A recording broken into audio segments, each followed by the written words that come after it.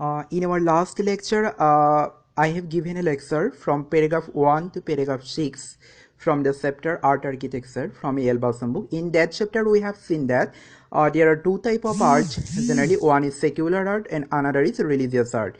Secular art means which makes us remind about the art where we are leading our life. Okay, and that means the secular art depicts the everyday life. Okay, what is going on our everyday life.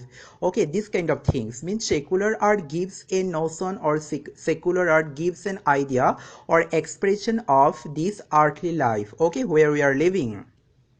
On the other hand, religious art tries to give us an expression of future world.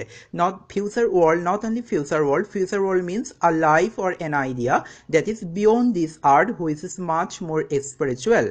Okay, then there is a comparison between Indian and I give a comparison between Indian and European art, and comparison is that European art is much more religious in comparison to Indian art, and I provided some distinctions. How I provided distinctions? The distinctions are that Indian art is much the figure, statue, sculpture in Indian art much more well nourished. Okay, they are very well portrayed. They always smile.